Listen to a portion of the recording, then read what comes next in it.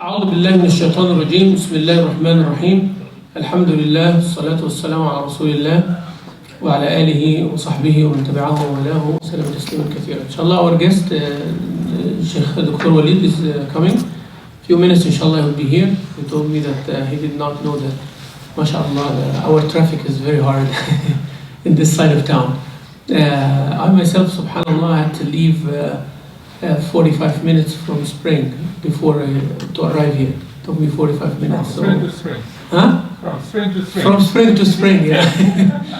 Spring 45 to Spring 249. This is amazing. Actually, I was relating this to our topic of tonight. We have to relate it to the topic of tonight. This congestion, you know, always in our marriages we have congestions, right? We have like rush hours. You know, rush hour now, and we have smooth traffic sometimes. And we also have two-way traffic, two-way communication, right? And sometimes we have fast cars. And sometimes someone gets stuck in the road. And sometimes you need a tow truck. And sometimes you need to call 911. So all of the traffic model actually applies to marriage perfectly, don't you agree? Yeah.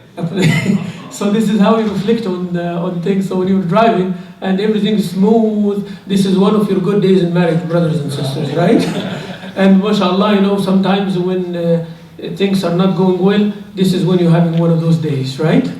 And sometimes you need a tow truck, you need the help of someone, counseling. And sometimes you need 911, means you need somebody to wake you up. Someone to, inshallah, our subject of tonight, we hope and we pray to Allah subhanahu wa ta'ala that Allah Azza wa Jalla make it beneficial to our community, because this is a very, very important subject. So let me inshallah share the format with you.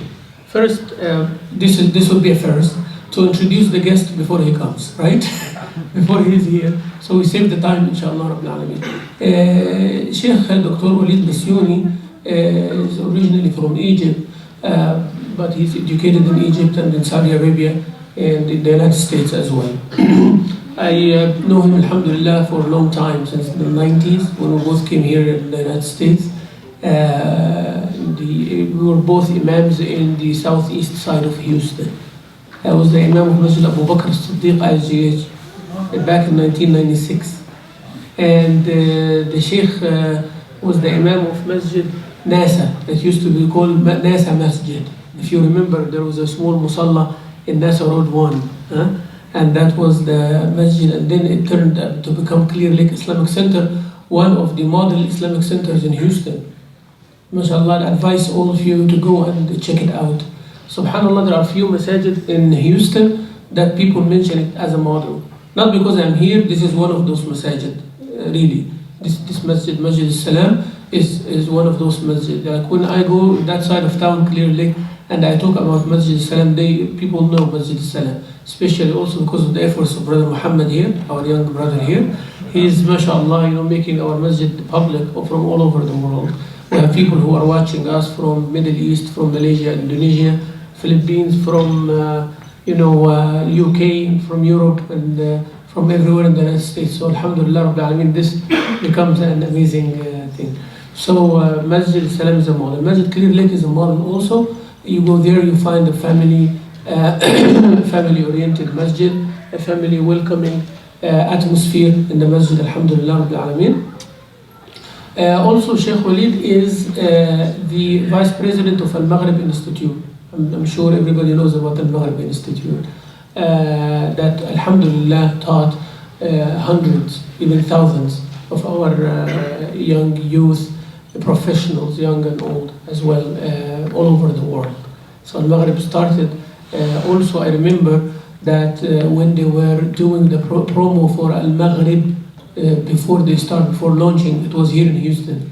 It was in Texas Da'wah Convention. And this is another achievement also of Shaykh Waleed, mashallah, who started this Texas Da'wah Convention. He is the person behind that as well. So Al-Maghrib Institute, he is the vice president. And mashallah, he taught tens of seminars on Aqidah, on the Sunnah of Rasulullah sallallahu alaihi wasallam, on family, and on all of that. He taught hundreds of lectures all over the world as well, and mashallah, he's a well-known scholar. He's a well-known scholar in Aqidah and in jurisprudence and fiqh. And he has many papers that he submits to the AMJA, Assembly of Muslim Jurists of America. He's one of the members of the Permanent Fatwa Committee there. AMJA is the institution about the fatwas for the minorities. General Secretary is Dr. Salah Al-Sawi. I'm sure you're familiar with him. He came here a few times. Senior scholar, and Shaykh Waleed is one of those members of the Permanent Fatwa Committee who issue fatwas in affairs of the Muslim minorities in the West. AMJA every year they have a conference discussing one of the major things. They will discuss in the Permanent Committee. Those are the senior scholars who issue the final fatwas and resolutions, the statements of AMJA. Those are the permanent. Then you have the experts or the imams, or students of knowledge and all of that they get consulted on those affairs. Then you have the base of the imams around the United States also, who get the questions from the community, and then the scholars discuss them. So AMJA hold the conferences. They discussed the issue of the housing in the United States. There was another conference about the employment, means the jobs that the Muslims can do and cannot do in the West. There was a conference about that. There was a conference about food and drinks. So what you can eat, what you cannot eat, what you do in different situations. There was also a conference about women's issues, only pertaining to sisters. So all tens of questions that comes to us from sisters. Can I do this? Can I dress like that? Can I exercise? Can I work? Can I, what about marriage? What about children? What about in-laws and about things? So all of these issues that the sisters have challenges with in the West specifically, it was discussed also in one of those conferences, and resolutions were submitted. There were also a conference about the youth and their challenges, like student loans, mixing between genders, boys and girls in the classrooms and all that, marriage, about prayers, Jum'ah, Salah while they're in school. All of these issues also were discussed. So there was also the conference about the Masjid, the Islamic centers, and the challenges facing the Islamic centers. One of them I shared here about the children, bringing children to the Masjid, building the Masjid by loans and all of these things, choosing the boards of the Masjid, and all of these issues were discussed also from an Islamic perspective. The next conference that will take place inshallah in 2017 in Chicago would be about the challenges or the issues facing the Muslim minorities in regards to da'wah. Like giving da'wah, the new Muslims, and the marriages in this regard, and how the Masjid do these things. So the challenges facing the da'wah with all the political things, with all the other issues that is happening. So what happens is the scholars submit papers, and then it is discussed, and then resolutions and fatwas are issued. So our guest, inshallah, hope Allah make it easy for him to come here as soon as possible. He is one of those scholars. The way that we are going to be discussing, inshallah, which will have about 40-45 minutes of discussion. I'll be discussing with the Shaykh. I have the points already. I'll share with you, and he already have those points, inshallah. So the discussion becomes professional here. And then after that we'll break for Salat al-Isha, and after Salat al-Isha we'll have about half hour for the Q&A that were submitted, and we have a lot, we have plenty, all right? So we'll try to categorize them, inshallah, about this. If you have any question, you feel that you have a question, you, inshallah, can write it down. I don't know if they, they will distribute, inshallah, some papers, you could write it down, and inshallah Rabbil Alameen will address it. If not addressed tonight, I promise you inshallah that will be answered, and inshallah will be posted on the website inshallah. Or I will answer them, or I'll get the answer from the Shaykh, and we'll do it as a video also on our Facebook page as well inshallah. This broadcast is on, we have the papers inshallah can distribute. Inshallah the topic of tonight will be covering the following. One, what is the meaning of rights and responsibilities as a concept from Islamic perspective. Then we talk about marriage and how Islam looks at marriage, and we will talk about divorce and what divorce means in Islam. So with that, we kind of check, it's like a personal check of understanding here. Is my understanding about marriage right or wrong? Is my understanding about divorce right or wrong? So when we say this is how Islam looks at it, so you need to fact check and you need to kind of compare this to what we have. And this is our way to fix inshallah what we have and to continue the good that we have as well.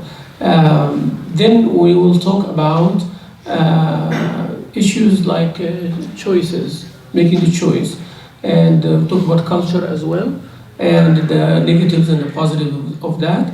We will see the role of the parents, the rights and the duties of husband and wife toward the parents of each other, because parents of one side, they are in-laws of the other side, right? So you have to look at it like that, otherwise issues come. So your parents are your parents, but they are the in-laws of your spouse, and their parents, but they are your in-laws as well. So it goes both ways. And then we look at it from the other side, the children's side as well, and what goes around comes around basically.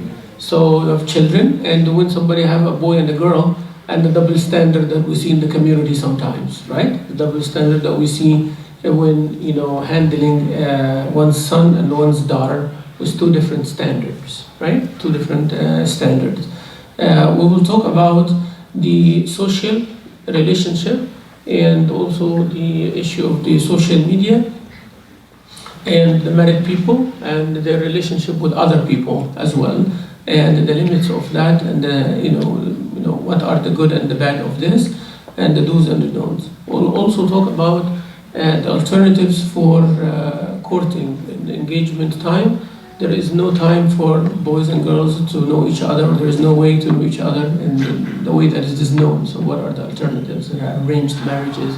They talk on the phone, they talk on the internet, they meet with each other. How this will take place, inshallah Rabbil Alameen. So those are some of the issues that inshallah when Shaykh arrives, inshallah we'll be discussing.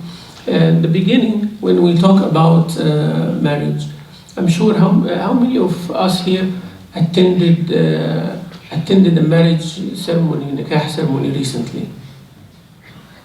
So this is not the season, right? The season is like October, November, December. It will start. Like, for the past, how many? Like a month ago? No? 2 months? 3 months? Ramadan time? Before Ramadan? All right. Same thing. I'm like in a recess now from marriage, performing the marriage. It starts like October all the way until like May of before Ramadan. So like almost every week I have some marriage to do, every single week, right? So I remember when I go to the IGH main center, the brother said, "Shaykh, stop marrying people." I said, "Why? Why should I stop marrying people?" He said, "Because you're creating problems, more problems." I said, "Subhanallah." And marriage is a blessing of Allah subhanahu wa ta'ala. But sometimes we feel it's a challenge. How many of you heard the ayah that we always recite in marriage? We always recite in marriage ceremonies. There is one ayah that everybody shares. Surah Al-Rum. Nobody knows? ومن آياته أن خلق لكم من أنفسكم أزواجا تسكنوا إليها وجعل بينكم مودة ورحمة إن في ذلك لآيات لقوم يتفكرون. And among the signs of your Lord, His signs subhanahu wa ta'ala, is that He created to you from your own kind spouses, so you may dwell into. تسكنوا here, second and dwelling. You know, second, your house is called your second, your place of second shelter, dwelling. وجعل بينكم مودة ورحمة. And He made between you مودة and rahmah. Mawadda is love, but a special type of love. And rahmah is mercy. We know the rahmah. As the scholars mentioned, mawadda is the time of ease, and rahmah is the time of hardship. So when we have hardship, means the emotions are not there. You know, when you are at ease, you love someone, you know, things go back and forth and all that. But when it is hard, or when you are not getting what you want, then you know the feelings change. That's when you need the rahmah. But what is mawadda? Mawadda is this type of love that you give more than you take. When you give more than you take. It's not mahabba, it is mawadda. Mawadda is from wood. And one of the names of Allah Azza wa Jalla is Al-Wadud. The Shaykh arrived, alhamdulillah. One of the names of Allah Azza wa Jalla is Al-Wadud. So Al-Wadud is the one who is يتودد ويتحبب إلى عباده. Yani he is the one who making his servants love him. So he does things subhanahu wa ta'ala because of which you love him. واضح المودة هنا؟ المودة is like, you know, you care about somebody and you want them to love you. It is not like you love them only, but you're doing everything in your hand for them to love you. Okay? And once they love you, subhanallah, you are happy. So you are happy actually because they are happy. That's the true love, you know. True love is like when you make somebody happy.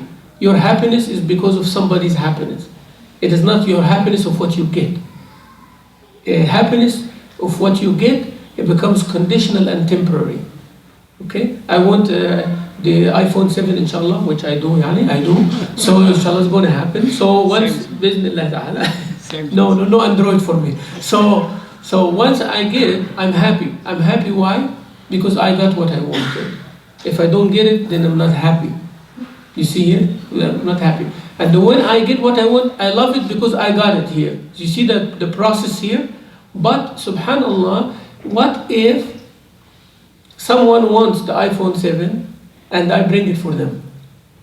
And then I became happy because they are happy. You see that the level here? That's a different level altogether.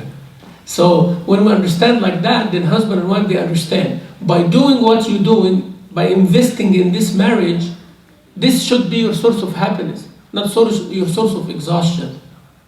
You know, when a man is working hard for his family and he comes and he finds his wife and his children happy, this is the source of happiness. I'm not going to say, I am exhausted, I'm working for you, you are not appreciative, all of these kind of things. Why? Because here you are not get what you want. What you want is to rest, and you're not getting it, you are being tired, you are expecting everybody to clap for you and appreciate. If they don't, then you are not happy. You see? You're not getting something. You're doing it to get something.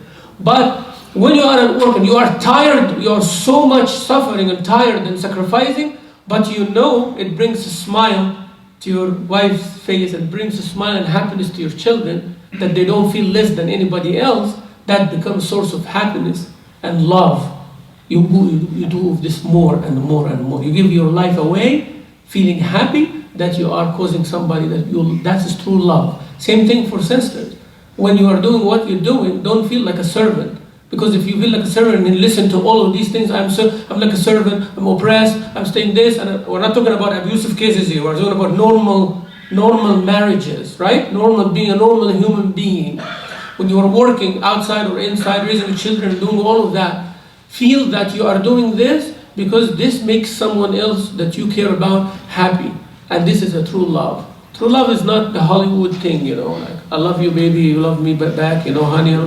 This is, you know, trivializing a beautiful concept. Our deen is based on this. You know that our deen is based on this concept of love, subhanallah. فَسَوْفَ يَأْتِ اللَّهُ بِقَوْمٍ يُحِبُّهُمْ وَيُحِبُّونَ. First thing is to love Allah, and Allah loves you back, subhanahu wa ta'ala. So when you love each other, we love each other for Allah's sake. Because you love someone, you want them to be good. When you love someone, sometimes you give them a stronger advice. When you love someone, you become lenient to them at the time of leniency and hard at the time of and serious at the time of seriousness. This is love, true love. And because with that base in our marriage, inshallah, then problems are eliminated one by one. I'm not going to say overnight you do what you listen to in this lecture, and tomorrow morning, mashallah, you have a beautiful marriage, everything is cool. And no, this is like traffic, as I told you in the beginning.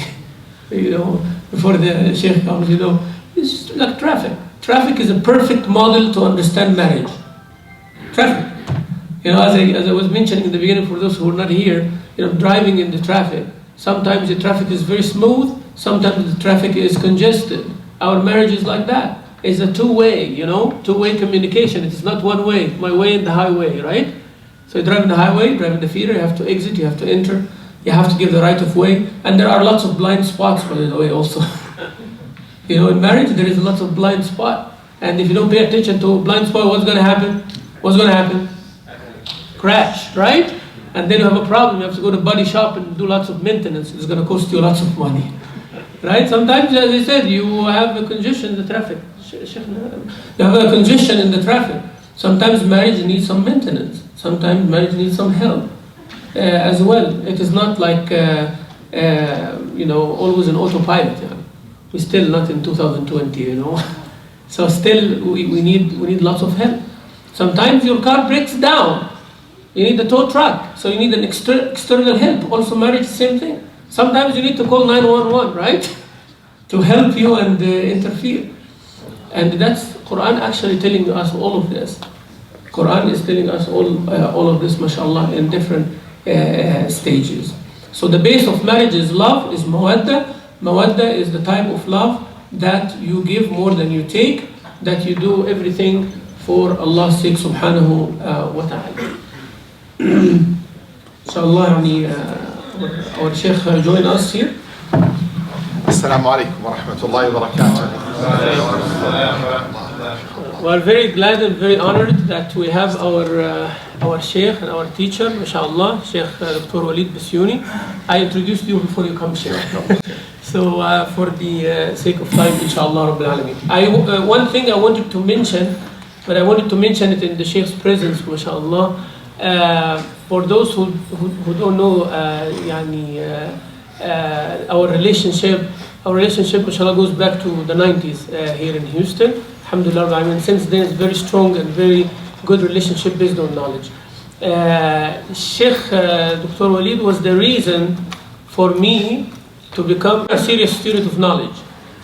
He was the reason for that, subhanallah. Back in 2000, when my Shaykh Dr. Waleed Idris, another Waleed from Minnesota, he came and visited here, and I asked him, the Shaykh, to intercede for me, so the Shaykh accepts me as his student.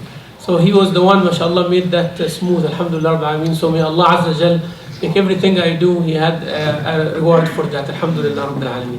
So inshallah, for the sake of time, Shaykh and I introduced already the topic for tonight, and inshallah we want to start by defining the concept of rights and responsibilities in Islam. As a Muslim, every one of us have responsibilities and have rights. So once we want to clarify this issue, that we are not just living without having rights and responsibilities. So please, inshallah, add some perspective into this. Bismillah, alhamdulillah, salatu wassalamu ala rasulillah wa ala alihi wa sahbihi wa man walahu ba'd. It's very good to be back to Champion Masjid. Maybe some of you are back, you've never been here. Actually, I came to this place when this place was not even built yet. Yes, in the old building, like the trailer. Yes, I was in the trailer and I gave a talk there. How many years is that? 15 years. 98. Yeah, so that's the first time I visited Champion Masjid at that time. And I know it's far, but I didn't know that it's that far from where I live. But alhamdulillah, speaking of traffic, that's one of the reasons I'm being late actually to attend to this. I apologize. And also I'd like to say that this should be a two-way conversation between me and the Shaykh Mamdouh, inshallah ta'ala, to share our thoughts about these issues. What I would like to say about responsibilities and rights, a very important concept in Islam. Islam never gives someone rights without giving that person responsibilities. Never. You look at parents, they have a lot of rights, but they have a lot of responsibilities. Look at rulers, they have a lot of rights, but they have a lot of responsibilities. Look at children, they have a lot of rights, but they have a lot of responsibilities. Look at husband, he has a lot of rights, but he has a lot of responsibilities. And the wife, and everybody, citizen of a country, employer, employee. SubhanAllah, it is very interesting how Islam balanced this. So wouldn't it be ever fair for someone always to look for their rights without thinking about their responsibilities? So for a husband to always say, where's my right, while that person do not fulfill anything of his responsibilities, that's not how Islam put life. It's not fair for a ruler to ask the citizen to follow and to obey and to do all this while he doesn't fulfill any one of the citizen responsibilities. That's unacceptable. So that balance must exist, and if this balance does not exist, the whole system collapses. So keep that in mind when it comes to marriage and marital relationships. Marital relationships cannot be only you ask for your rights. Also, you should ask about yourself, what about my responsibilities towards my spouse? I think this is a very key point to our discussion today. If we can just keep that concept in mind. Yeah, that's how we wanted to start, Shaykh. Inshallah, we'll make it as a conversation between us. I always say, Shaykh Waleed, it's funny, whenever we as imams and sheikhs in the masjid, you find, when a brother had an issue at home, then he will come and say, Shaykh, can I talk to you for a couple of minutes? Said, all right. So he takes you in the side and said, Shaykh, would you in your next lecture please talk to the sisters about their duties? Yes. And then, a couple of days later, a sister, calls and said, Shaykh, we have lots of issues with the sisters. Would you please talk to the brothers about their duties? So everybody talks about duties, right? And I say that means there is a problem in the community. So what do you think about that? Yeah, it is really, it's a balance has to be kept in mind. Okay, I want to say that. You have to keep that in your mind, that it is a balance, you have to keep it. Without this balance, your marital relationship will basically be unbalanced. Shaykh, I wanted to talk about something, inshallah, issues. I don't want them to be sensitive for anybody, inshallah. So inshallah, we'll talk openly, bi'idhnillah ta'ala. Shaykh, when we are in America here, I always have this issue, thinking about back home, and then, cultures. And if someone comes to my daughter who's not from my culture, I have an issue with that. And when I want to marry my daughter to somebody, I have certain standards. But my son, I have different standards.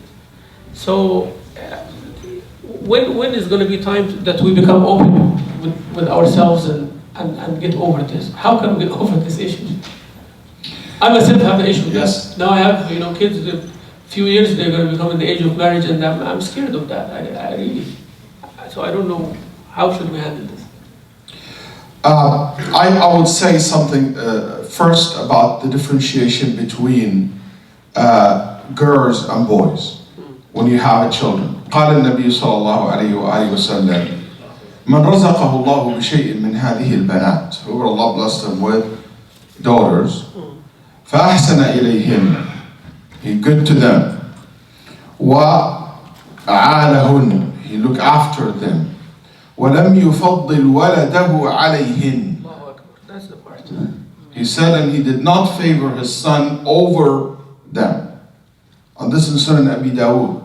He said that if he does not favor his son over them, and so many times we do that, you favor the son over the daughter in many areas, in gifts, in financial rewards, in marriages as well. You will see that you will put all these difficult conditions for the daughters, like the Shaykh Tfaddal, and you will don't care about even 50% of these conditions when it comes to that, to the boy. And that's not fair. Also, when it comes to college, like education, but I don't want to go into the children issue, but when it comes to marriage, this is absolutely true, that you will see a very different standard for the marriage. That's one good point. And also the issue of culture. I respect cultures, personally. We should. Yeah, and I really think culture is something to respect, as long as this culture is not haram. as long as this culture is not unjust, is not unfair. I witnessed marriages in Houston where the dowry was $300,000. I wrote $1 million, Shaykh. Okay. 1 million مؤخر. 1 million. Yeah. I know a young man graduated from college, want to get married. When he asked, he told him, you know, this is how the rate going on, okay, in this culture, okay? And I will just be open because it's my culture. I'm from Egypt. He's Egyptian. So they told him the rate that's going on, 70,000 starting. It's the rate now, mashallah. 70,000, exactly. 70,000. I just want to understand, a just young man who just graduated, how will he start his life with a $70,000 mahar? That's just the mahar, the dowry. Where do we got that from? Where is this? This is a very alien concept in Islam. If, alhamdulillah, he has money, he's a millionaire, ask for a million. I'm fine with that. No, if you want to give her like, gold, weight her gold and give her that amount, it's up. But if he is capable. But if he's not capable of that, a young man who has a deen, has a khuluq, has everything. So the financial issue is a big issue in my opinion. Prevent a lot of people from proposing. Also, when someone comes from a different culture, I want to say something, it might not sound acceptable to some of us. Believe me, your son and your daughter are not any more Desis, are not many more Arabs, are not many more Palestinian, are not any more Egyptians. They have Egyptian in them. They have Pakistani's culture in them. They have Indian, I'm not saying they're not. They have these cultures in them, but they're not like you. They're not like me. Yes. Our kids is a new generation, mix of multicultural, raised in a completely different environment, no matter how you close the door. So you have to justify to your daughter or to your son why you're taking this position. Why I don't want to marry someone from that culture. Why I don't marry someone from that race. Why I don't want someone from, different cities even and villages. Why? You have to explain to that. If your daughter or son buy into this, that's fine. But I'll tell you the problem with cultures. Al-culture غير معللة. Cultures are, there is no reasoning behind it. All culture, there is no reasoning behind. Hey, you can't do that. It's not proper. Like why? That's it. You can't be standing. Why? It's just no reasoning behind it. Okay, if there is a reason, not all culture, not everything in the culture like that, but there's a lot of things you will not find an explanation for it.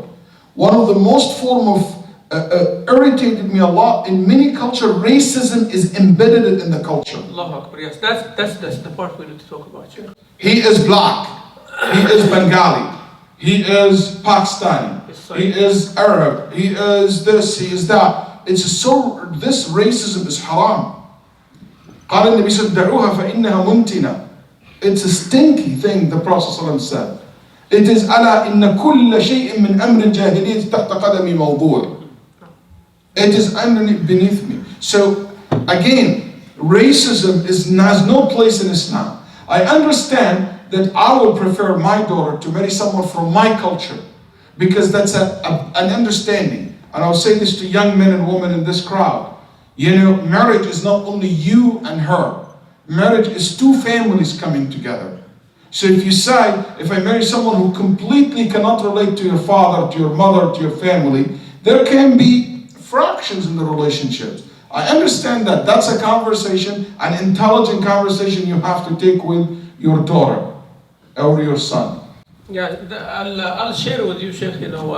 One time my daughter had a project from in the school. Had a project about culture, to write about her culture. So she came to me and she asked me a shocking question. She said, which culture do I belong to?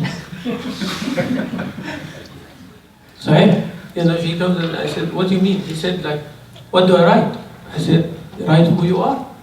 She said, am I Egyptian? I said, are you? Are you an Egyptian? This 15-year-old. So I said, have you seen Egypt before? She said, no. I said, how much do you know about Egypt? She said, I don't know anything. I said, exactly. So you're not Egyptian. So you write what you feel you are. And then, I asked that question, the Shaykh said, and wallahi, ya akhwan, and talk about marriage as early as you can. Talk about it. And I asked, I said, if you are going to marry someone, who is that person would be? Who that person would be? I'm asking my daughter. And I want you to ask your daughters like this as well. You know what she said, Shaykh? She said, either someone like you, or someone born and raised here. Someone like you, Dad, because I know you, how you are, how you treat me. I want someone like that, or someone who's born and raised here, American, yeah. Right? So American, from Pakistani parents, from Egyptian parents, from any culture parents. This is not the deal with the kids. That's what the Shaykh was saying, inshallah. Now, Shaykh, another issue. We don't want that door to be also opened. It's not open. There are some restrictions as well, so the kids don't take that and say, I'm going to force my parents to do something. How this is looked at from the other side. See, as long as we agree that marriage is two families coming together, you cannot just X your parents from the equation. Yes. You can't do that. And you cannot think about yourself and not your daughter. Guys, I dealt with a case, for example, here in Houston, with someone, his mom, I had to talk to her because she drove me crazy. Not him, not the kid, drove me crazy. And I have nothing to do with it. More than 7, 8 sisters I brought to her son. I said, this are very good sisters, my students, people I know. And his mom is just absolutely nonsense. Oh, she is darker than what I want her to be. Oh, she's too skinny. Oh, and things I feel shy to say. Her voice. It's something like I would not feel even if I can't say what she said about physical description. Oh, she's like this culture. This is like, so, and this and that. So I said to her, hello, she's too short. My son is tall. And I said, who's gonna be living with her? You or him? She said, both of us. I said, that's true, both of you are gonna be living with her, but who's getting physical attraction? Physical attraction. That's absolutely your son and your daughter's choice. You cannot, as a parent, that's a red line. You have no right to tell your daughter or your son what kind of look you want for your daughter or son. She likes black person, that's her choice, let her marry, that's up to her. She likes dark skin, light skin, short, tall, big, skinny, that's her choice, his choice.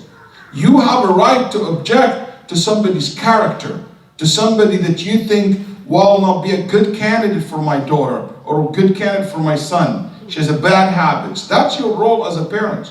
Your role is a support role. That's why we call you in Islam what? Wali. Al-Wali is a-Nasr.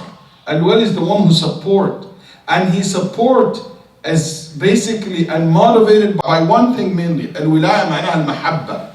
Your love for your daughter, your love for your son. That's what motivates you to give your basically input and your support. If you switch gears, Shaykh, a little bit and talk about the community's right upon those who want to get married. The community's right upon those who wants to get married. Also the sisters, if a sister got out of marriage, of a divorce, for example. Or what that means, died, community right? If I want to get married, not me, huh? If somebody wants to, because my wife is watching live, so if someone wants to get married, they should look in their community first. So they have a right upon them to see the community. There are some sisters in the community whom you should look at first before you go outside. Considering. Considering. Yeah. And also how the community should support those sisters. This is one. The other thing is about marrying young, which is going to be our next point, inshallah. So what do you think about this? Because I always get calls from someone whose daughter, okay, Shaykh, my daughter is 27, is 28, is 30, is 32, and nobody from the community is asking, but brothers are getting married left and right, but they are going outside the community, what's going on.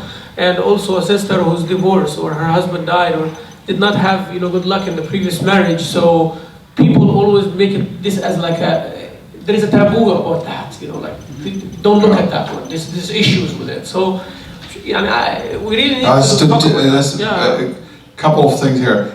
Like in my mind, I think one of the things that I would say, maybe it will help.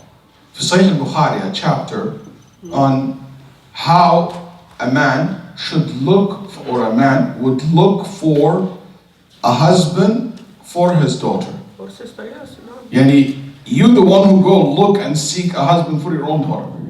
And that's in Sahih al-Bukhari, the story of Umar ibn al-Khattab radiallahu anhu. When he went, قال باب أن يعرض على الرجل الصالح ابنته. You basically offer your daughter to a righteous person you think is good. Umar went radiallahu anhu to Abu Bakr and he offered him his daughter, Hafsa. Then he went to Uthman, and Abu Bakr didn't say anything. So he said, okay. Then he asked Uthman. Uthman didn't say anything. Abu Bakr kind of felt hard. I'm offering you or telling you what my daughter is for marriage and ready for marriage, and you say no. Kind of didn't reply, didn't say anything. We're very close to each other. Umar felt bad in his heart. Then later on, Abu Bakr and Umar and Uthman told him what? That we heard the Prophet ﷺ talking about her, that he's interested in her. And that's why if we say yes, we are interested, she will be engaged to me, and that means Nabi ﷺ will not be able to marry her or ask for her hand. And we want the best for you and your daughter. So that's why we kept quiet. And if you said no, it would be offended as well. Yeah, so that's why I kept quiet. So the point is, Umar went and actively asked. Yes. I have daughters in the age of marriage. I don't feel shy. If I know some guy who's good, I will say, hey, by the way, my daughter is for marriage. There is a very great famous scholar, Hanafi scholars. His name is, he used to be called Malikul Ulama, the king of the scholars. طيب أبو بكر الصغاني رحمه الله تعالى أو الكاساني أو الكاشاني he wrote a book called بدائع الصنائع في ترتيب الشرائع, one of the most important references in Hanafi fiqh. This man, his teacher, offered him his own daughter. He said to him, I want you to marry my daughter Fatima al-Samarqandi, which is another great Hanafi scholar. And if he accepts a Shaykh, she's married. They used to absolutely. He accepts while they're sitting. And they married and they were wonderful couple. But anyway, my point is this is one thing a lot of people feel shy about it. You can give hint. You don't need to be direct. Number two, also a lot of people, they don't know that other people have marriage. So we have to find a way as a community, to feel relaxed about this issue and to talk to each other about that. If you feel that there's someone in the community good, alhamdulillah, you can approach. And please, if somebody ever approach you for marriage, be nice. Don't make it a hard issue. I had many people came to propose for my daughter, for example. Before he opened his mouth, Shaykh, I have a sensitive issue. I really want to talk. You have a daughter. I said, oh, you asking for my daughter's hand? JazakaAllah Khair, you made it easy for me. I said, I'm happy, I like you, but this is her call. Why don't you come to the house and ask us? Tell me a little bit about you. I just make it easy for the person who come to propose. I'm proposing to you. Don't make it difficult for the person. It becomes scary. Yeah. Like people are scared. Like there's certain families in Houston, for example, people are scared. I'm telling you from feedback now. Scared to go propose. And they meet in the college or the university or something like that, but they're afraid. This is a no-no, right? I cannot go because our father is going to kick me from the house or something like that. So this is a problem. Also, and also you can use, like for a man, if he knows, you can ask your sister, another sister in the community to talk to the family, see if there's acceptance, and you find your ways to communicate that. This opens, Shaykh, the subject of, we don't have courting in Islam. If it's dating, there is no such thing, like they will go out together and all that. What would be the alternatives? This matchmaking sites, matchmaking events, there are do's and don'ts of these things. So how the boy and girl will feel, because for example, if somebody proposed to a girl, like there is a good family, and I said to the other good family, this is good for your son, this is good for your daughter. Now, how the son and the daughter will know each other before they decide, or we just go for arranged? Very good. Yeah. I just want to say something you mentioned, Shaykh, was very valuable about the previous point. which is marrying a woman who previously married. Yes. That's a taboo in many cultures, you know. Even many women will stay in an abusive relationship because she's worried to be divorced. She's afraid. Yeah. Afraid, because divorced woman is a bad woman. That's absolutely not true.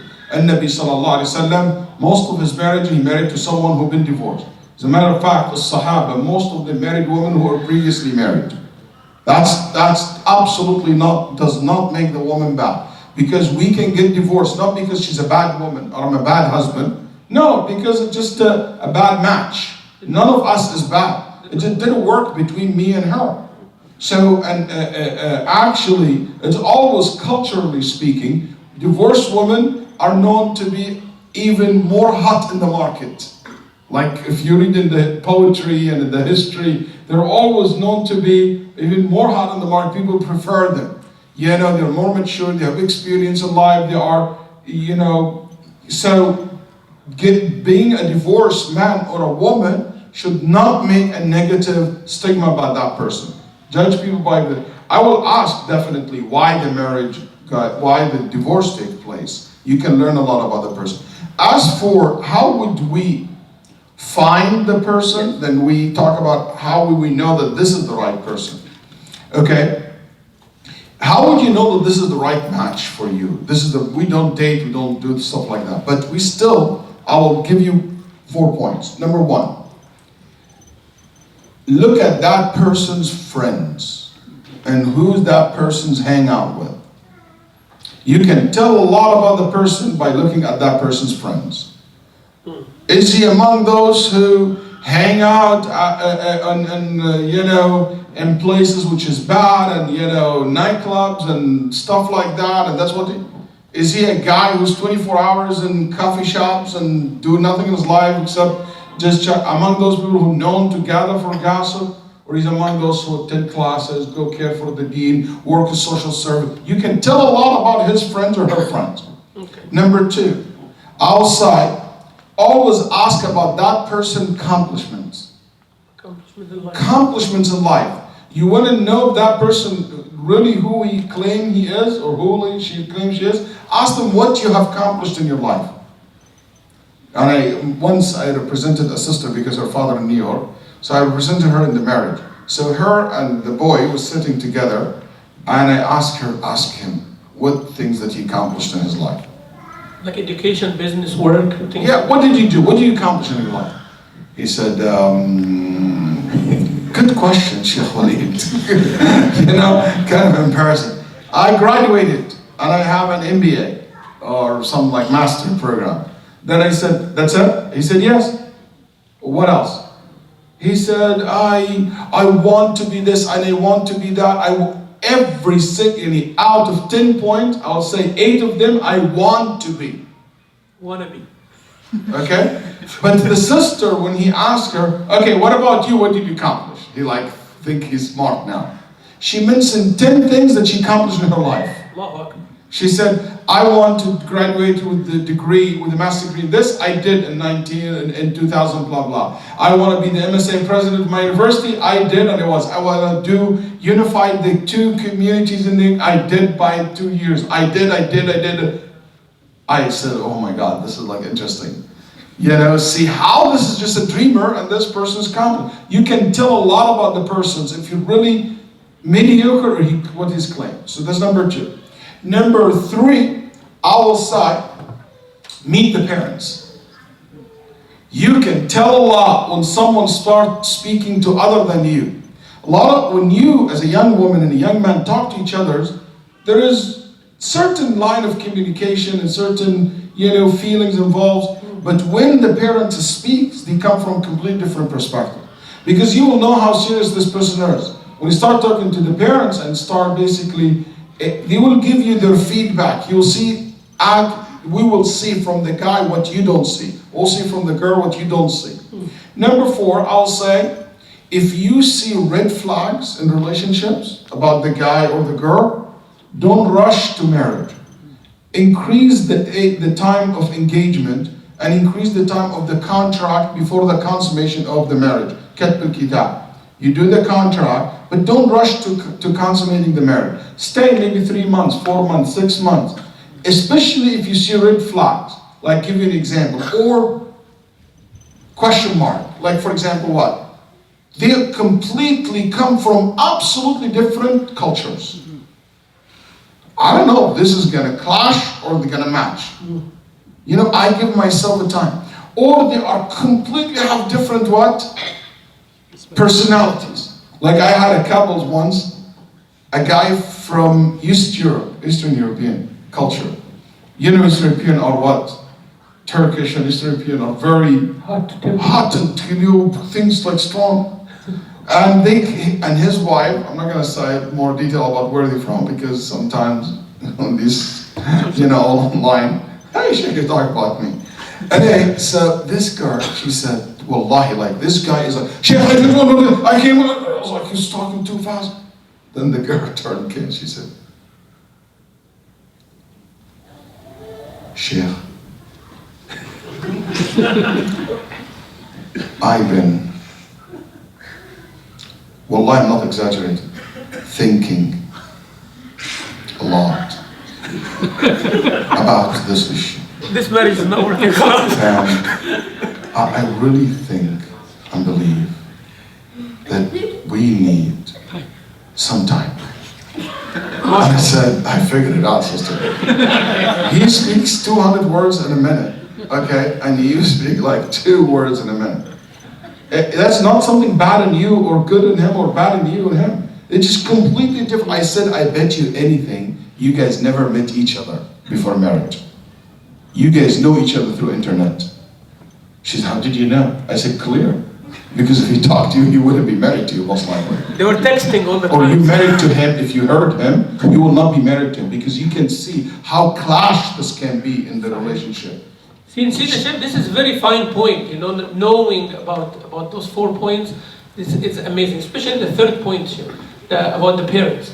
Because, you know, sometimes the young, they want to ignore the parents, sometimes the parents want to ignore the young completely. Now, Shaykh, you know, 1 point. What would be the age of marriage? What would be the age of marriage? 17, 18, 27, 29? What is the age of marriage? I'm not in favor of choosing an age. But I will tell you one thing. Make sure that when you choose someone to marry to, make sure that there is a huge gap in age between you and the one that you marry, first of all.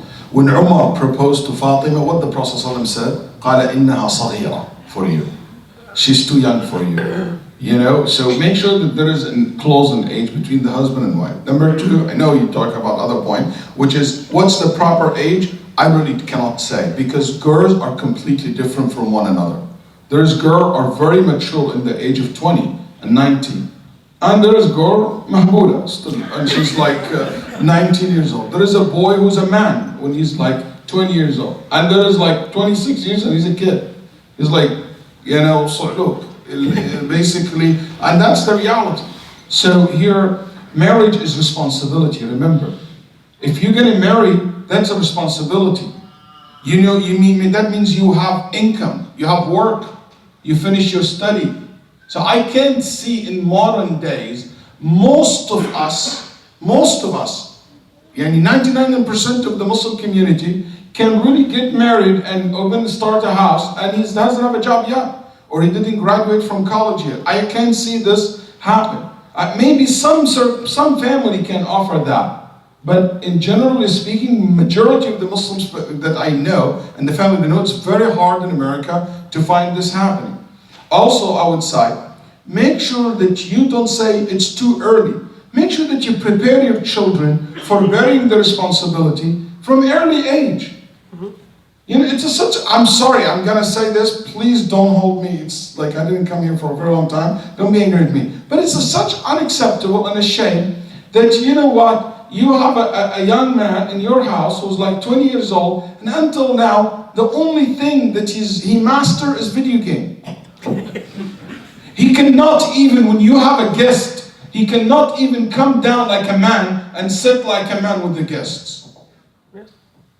It's such a shame that you have a son who will not be able to stand beside you when you have people at your home, when there is, and he cannot basically behave like a man. And he's 19, 20 years old. Such a shame that you have a woman, or in your home, she is like 19, 18, 20, and she doesn't know how to make even eggs. I'm serious. She doesn't know how to, she doesn't know anything about how, when you get married, what, you're going to order pizza every day? And don't say, oh, well, you're old-fashioned. No, sisters, take it from any man in the world. Any man in the world, when he have a house, he expects his wife to take care of the house also. Doesn't mean she cannot have other things. Doesn't mean she cannot have a job. There's no contradiction. But it doesn't make any sense. This is how humanity been going all this centuries in life. And it is, why? Because we don't raise. Your mothers, make sure that your daughter knows how to handle things at the home. Know how to basically be organized. Know to organize the house. That's a responsibility, beside other stuff as well. And also the boys have to know how to make eggs as well, right? They need to. And the sisters have to know how to entertain guests as well. So the Shaykh is not actually, because I know a Shaykh, someone would say, we are saying that the sister is only for cooking and the brother is only for eating. Eating. So it's not like that, I make very good eggs. So طب Shaykh, if I am able, and my cooking is not about the cooking. I understand. Cooking is about, a mother. It's about a wife. It's about the caring. It's about someone taking care of her home. Caring, yeah. It's not about the cooking act itself. I don't care how good or bad you cook. But someone, there is someone will take what? It's just, don't listen to this nonsense feminist deals. I'm not all even feminist groups, all of them bad, but this nonsense feminist extremist, rhetoric that we have today. I triggered the Shaykh. That's basically saying that want to replace or to make men, strip them from what make them men. Which is Allah subhanahu wa ta'ala have said that men are responsible for providing for the house and for the home. And they want men not to act like this anymore. While women are the nurturers, are the one who take care of the children. I don't get pregnant. I don't deliver the baby. I don't breastfeed the baby. Allah created the woman to take care of, that's how Allah made her. Don't try to go against the fitrah. I'm not saying the fitrah is to cook, but the fitrah is to take care of your children, to look after them, to make sure that they are well fed. This is responsibility number one, fall on the mother. Why in custody in Islam, custody go directly to the mother? Because she's the one that she will make sure that she will provide for her child. But again, that does not contradict her being a physicist or being an educated woman or being whatever she wants. But in the expense of your family and in the expense of your responsibility as a mother when you have children, no. That's not, and I'm not the one who's telling you no. It should be the woman who is saying no. I said something to my kids, if that's benefit anyone. When I encourage my daughters to go to college, I'm not looking at them to go to college because they are career oriented. They are educationally oriented. I want my daughter to be an educated woman, to be an open-minded woman, not looking for a career-oriented mind woman. That's a two different approach to the issue of education. Two different approach. There is some people maybe have to do that because of economic circumstances. I don't have a problem with women working. I don't have a problem with that. But that's not the that's not basically the foundation of my seeking education. Education more important. Personally, my opinion. That's great. So I was saying yesterday, Shaykh, imagine all the problems started when, I don't know when in history started, like working outside is better than staying home. That's when all the problems started, right? So women staying home, men staying outside, that means men are better than women. That's why women has to fight for it. That's not our subject today, but this is maybe another subject. Shaykh said, inshallah, we have only a few minutes for Salat al-Isha. Are you okay, inshallah, for just a couple of more minutes, inshallah? Comes day. And then after Isha, inshallah, we'll talk about the divorce part of it for a few minutes. Then we will answer your questions. Yani Shaykh, if my son or my daughter, they are young, and there is a chance for marriage, and I will support and take care of it. What is the problem with this in America? What is the problem with that picture? Because the way I'm looking at it, and I'm thinking about it from a different perspective. Now, if my son or my daughter marries when they are 18 or 19, and I'm taking care of them, supporting them to be educated, as you said, and well-to-do, and I'm able to support and all that until they graduate, but I want them to get married, so all this haram happening around, they don't fall into. That's one. Number two, all the other children, they feel that there is a chance that when they are 14 or 15, when they start having these hormones shooting up, they say, okay, it's only 4 or 5 more years and then I can get married, instead of it is about 10, 15 years until I get married. So what do you think? What do you think about this? See, it is not only about financial, it's about maturity.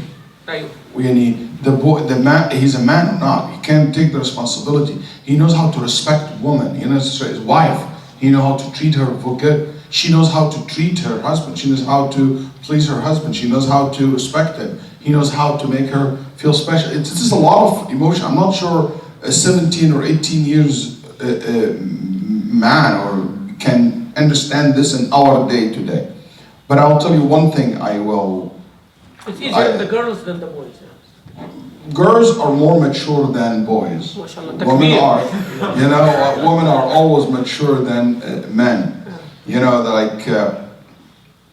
Anyway, so what I was saying, there is one brother told me something. I thought I share this with my students. I said, his father told him this. He said, son, and this is, can you say to your daughter as well, anytime you feel that you want to get married and you cannot resist the fitna of haram, let me know and I will make sure that this happens. Just so he always told me that. This brother I know married after graduated from college, and he's overseas. But he always felt that this door is open for him. Just make sure you tell your son that, hey, don't ever think about haram, zina, or dating, or doing this. No. Because, I'll say also this, those who never been married before, their interest in zina, in adultery, it is somehow less than those who know what marriage and what is sex is. That's why I have noticed personally, there's a lot of people who've been married before are more likely to go, or are married today, they will go in infidelity, and they will go and they will do the zina with women because they know what that means. Versus someone who's still pure, don't know, think about it yet.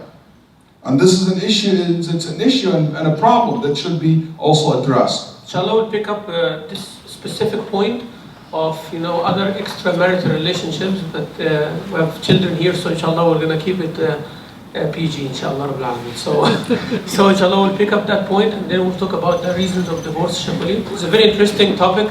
Alhamdulillah, we are very glad to have Dr. Waleed here tonight. JazakaAllah Khair for being patient. And inshallah after Salat al-Isha, right away, we will start. Please stay with us, inshallah. أعوذ بالله من الشيطان الرجيم بسم الله الرحمن الرحيم الحمد لله والصلاة والسلام على رسول الله وعلى آله وصحبه ومن والاه. Inshallah, just to relate what was said to what is happening. We talked about marriage as an important institution in Islam. We talked about some of the cultural practices, and there is nothing wrong with the culture as long as it is not haram, it does not contradict with Islam, or does not prevent us from doing something that we're supposed to do as Muslims, as a community in relation to marriage. Children's opinion counts, parents' opinion also counts, they need to come in the middle. Also we talked about the role of the man and the role of the wife. It is Allah Azza wa Jalla who decides. There is no superiority, inferiority here. The woman is about caring, the man is about earning, and there is nothing wrong about this. This is where we stopped at the issues inshallah will cause that marriage, which is going according to the way of Allah subhanahu wa ta'ala, with understanding, with all what's said, to not to work. And then when the hardest thing happened is divorce. Now I'm sure. I have a couple of things I want to say before we go to the divorce. Number one, I want to say something about finding your future spouse through internet. A lot of people think internet is a good method of looking for future spouse. I don't have a problem with that, but I want you to be aware of the following. There is a lot of cheating and wrong information online. You know, I remember one sister came to my office once in the Masjid and she said, "Is this allowed or not?" She said, "I put my picture and my profile and in basically marriage for sight, but it's 18 years old. Like this picture taken 18 years ago, but I still look the same. If it's not even better," she's saying. So I said, you know, but that's just even an example of people cheat. You know, a guy will be in the picture, then you marry, "Oh, you're not in the picture." "No, I'm the one behind him," kind of, you know. You know, be careful of wrong information. Also, you don't know who's in the other end of the computer. That's why a lot of people fall into haram, because this relationship starts online. You know, that fear of being alone with a man or a woman is not there. So online you became very relaxed, and a lot of predators online. So please be very, very careful with online research. Make sure that it's a trusted website. Don't give your picture online, no matter what, especially without hijab. I am in the area of all the geeks, you know, in Houston. So, but correct me if I'm wrong, IT people. Pictures, if it goes online, you cannot delete it ever. It would never be deleted. So if your picture without hijab, or if it's online, it's online. Even if you delete it from your website, or it's somewhere out there. So be very careful how you basically use the internet. So that's what studies shows. Number one hunting ground for marriage in the United States is college. Number one comes on the top of the list. Most of the marriages of young people happen during college time, when people get to know each other in college. A lot of still, especially in the Muslim community, a lot of marriages happen because of family. You know, I know someone from my family, from the friend of the family, neighbors. I always recommend that you marry someone you have some information about that person, have access to. Don't just marry a stranger, someone live in Alaska. Yalla ruh dawar Alaska. You go look for Alaska. Who knows him? Who knows what that person is? It's not bad, but it is that's one of the red flags that takes time for me. I'll spend more time to know the person better. But try, if you find something, that's why Shaykh Mamdouh, it's a beautiful point.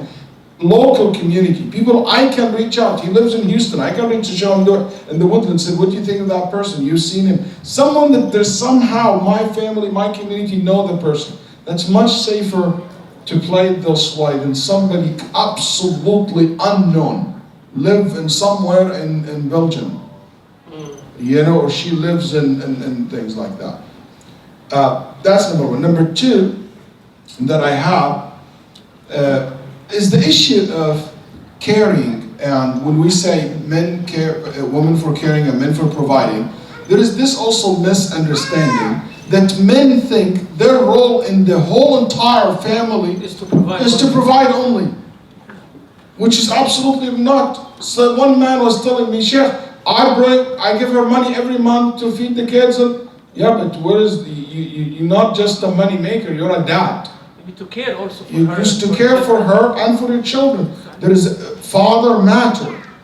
Your existence that you should care, and you should play an active role in providing and being there, and plus that, you basically care and you raise the children and you participate, like what Shaykh said, and you cook too. That's not a problem. That's ever was my point. Sometimes you have to iron your wife's clothes, you know? Yeah, that's in the Nabi Sallallahu Alaihi Wasallam. Yeah, wash it and iron it for her one time. He used to help. There is a good book, speaking of iron her clothes, Be Man in the Van. I don't know if you read that book or not. Be Man in the Van.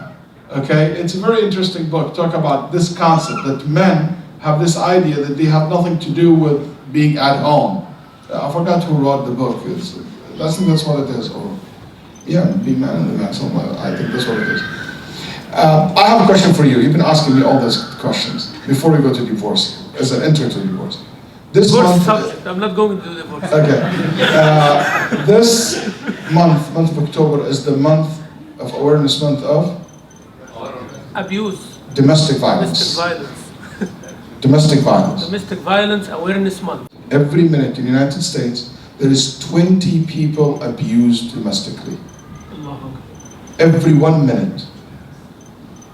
And how many people got abused when we were sitting here, for this time?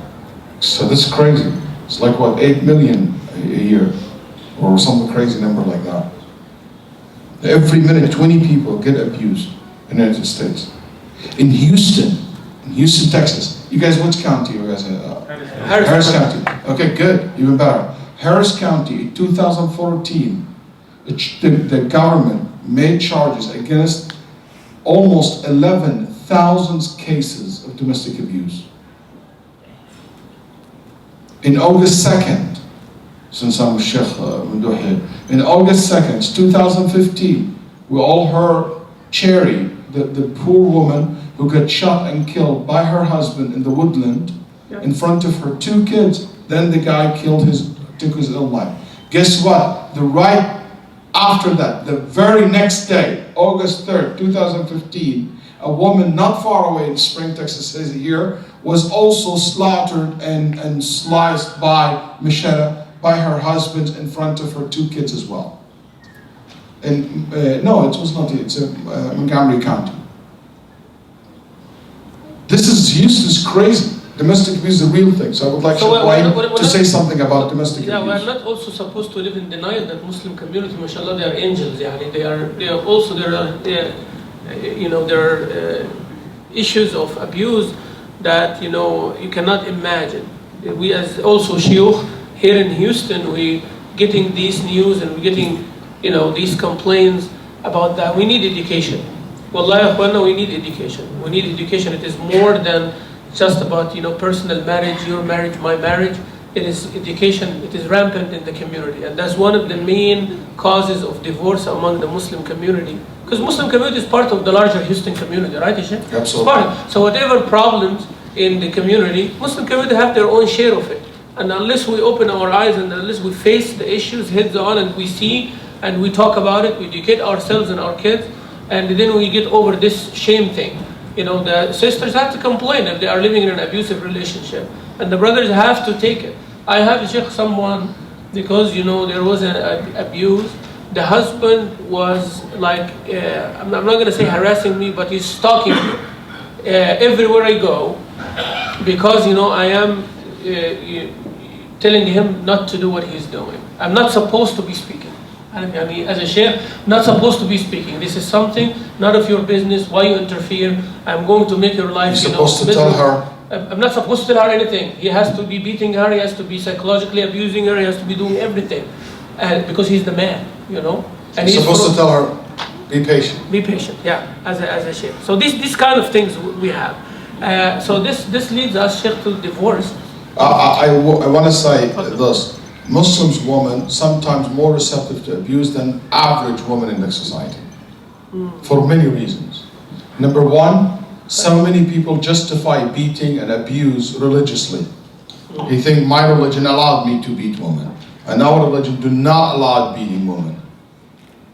Even the verse that people talk about it, "Duribuhun," has a very specific interpretation in the books of tafsir. It's a form of physical rejection to her. It's not about beating. That's why Imam Shafi'i rahimahullah said, it's like, if you have the turban, the tail of the turban, or you have like a scarf on your shawl, you just basically say, stay away from me.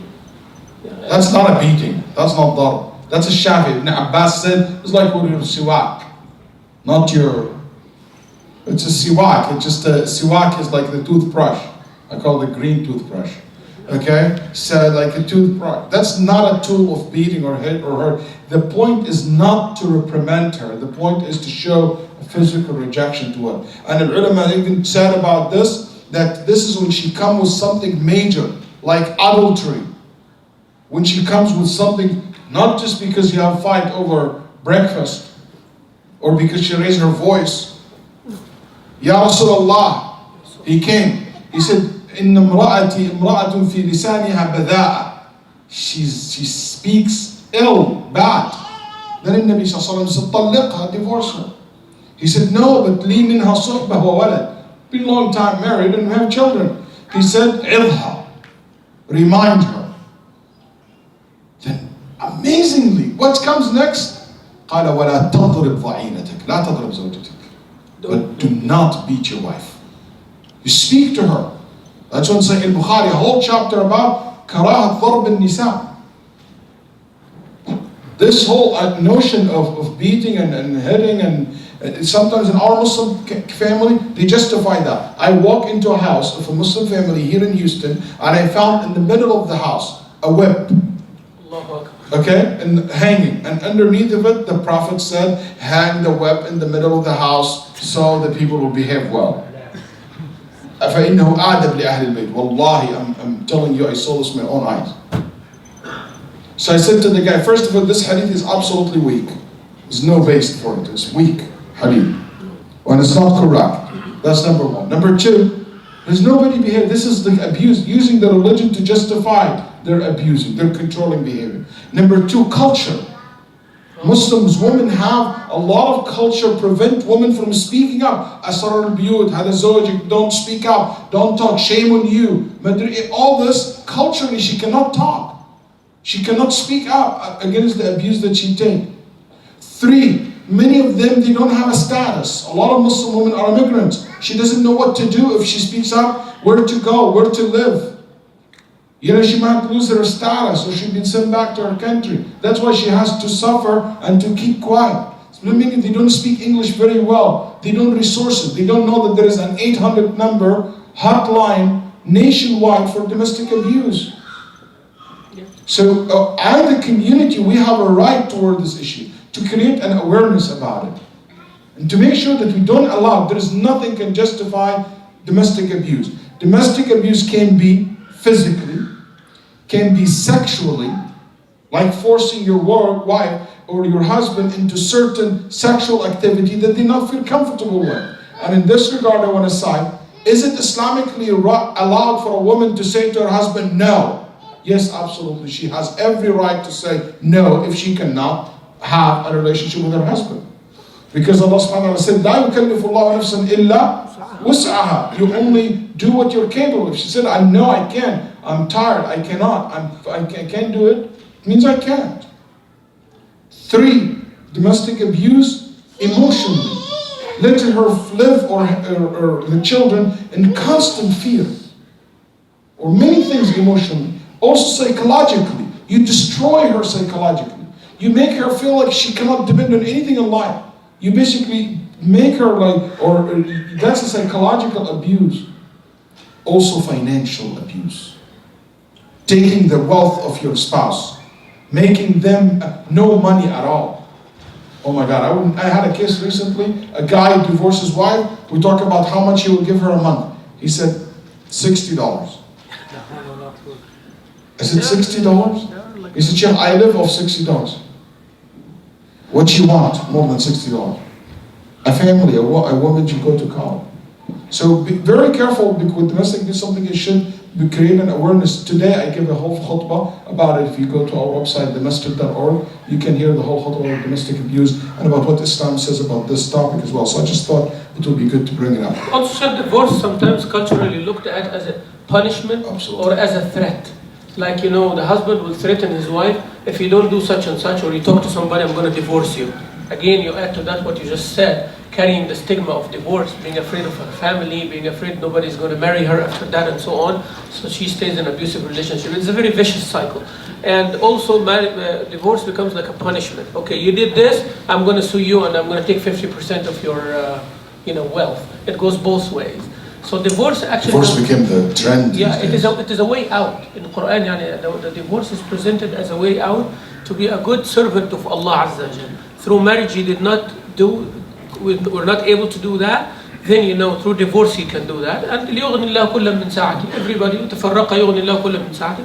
They can remarry again. So, we have plenty of questions, Shaykh. But questions will trigger, inshallah, more subjects. But what we wanted to emphasize on tonight, that marriage is an institution.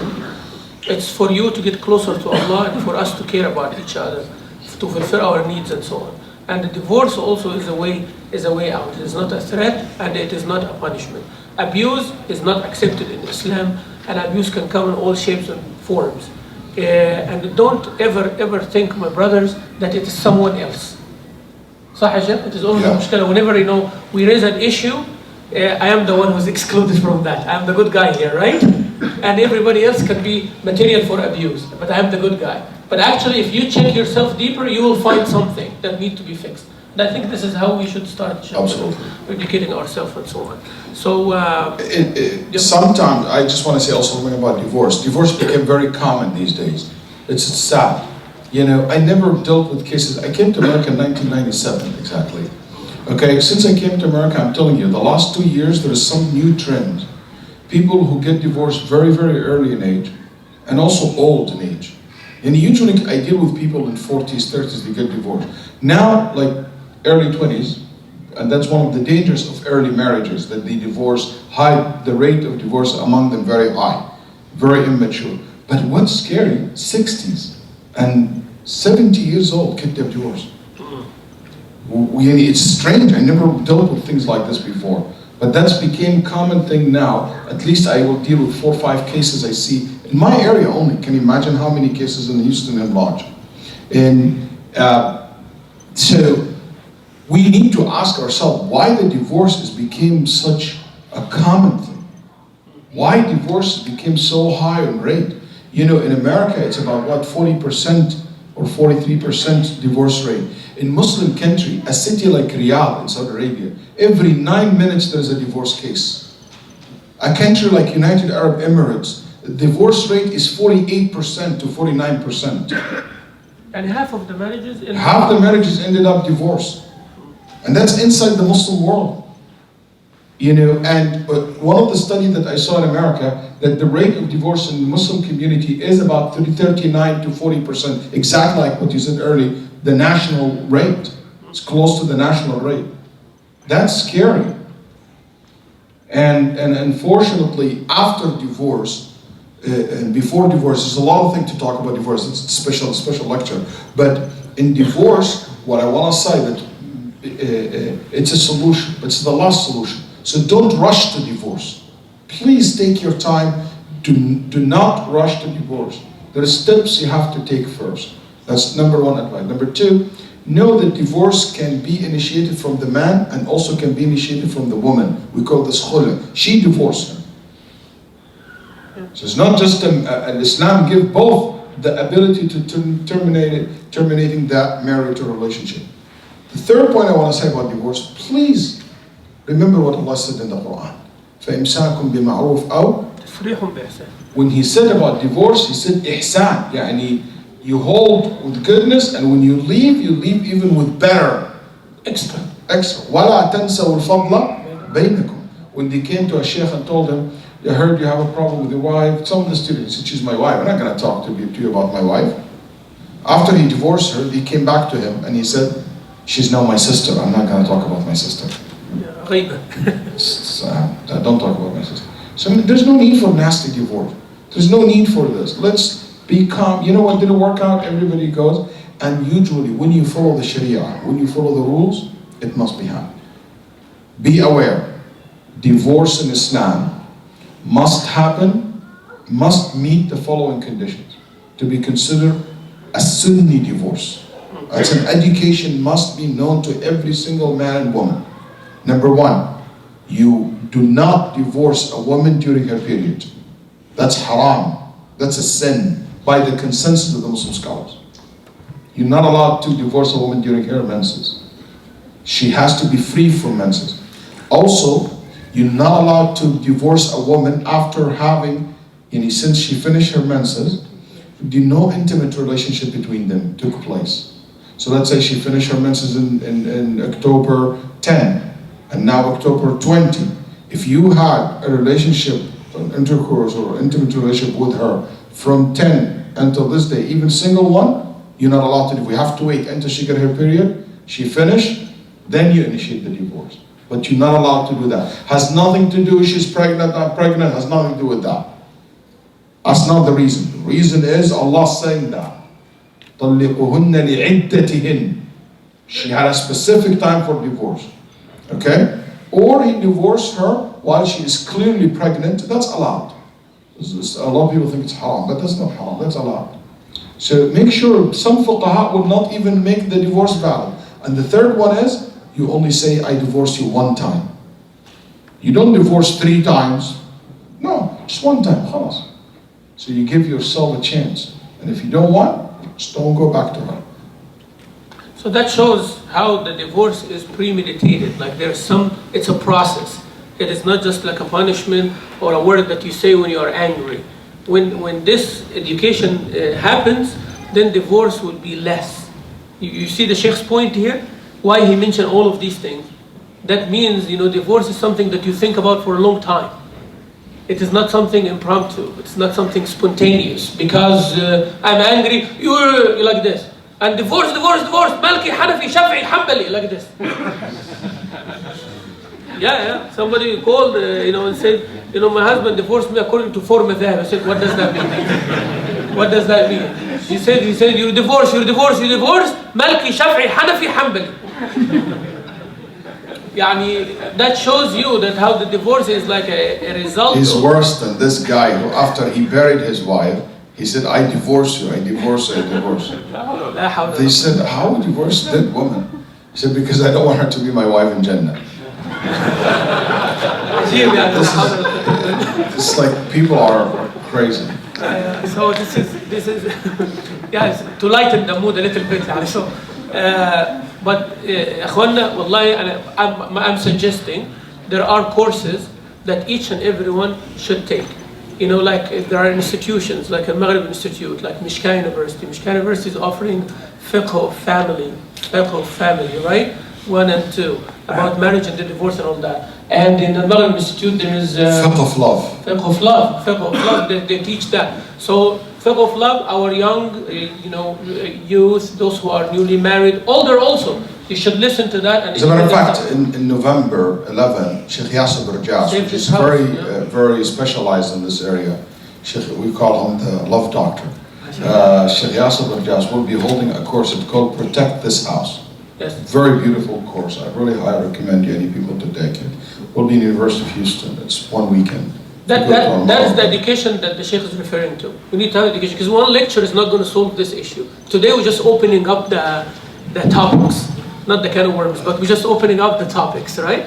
To know this. So now, Shaykh, about some of the troubles that people have in their marriages, all these questions coming, emphasizing on that. If a sister is in an abusive relationship, and the question says clearly that if her husband physically abusing her, what she should do? She should call the Islamic Center, the Shaykh, the police, the government. What does she do? If he physically abused you by hitting you, beating you, choking you, call the police to protect yourself, to be in safety. That's number 1 thing you should do. Then, if it's not something like a threat or two, I think you should still report that. But you have to look into the therapy. This man, you cannot just go back to him like that. Anyone who's abusive and physically abuses his wife, he will do it again and again and again. What will be the point if he get you disabled, or choke you and you get, or hit you in the back and injure your spine, or break your hand? Or what's the benefit of that?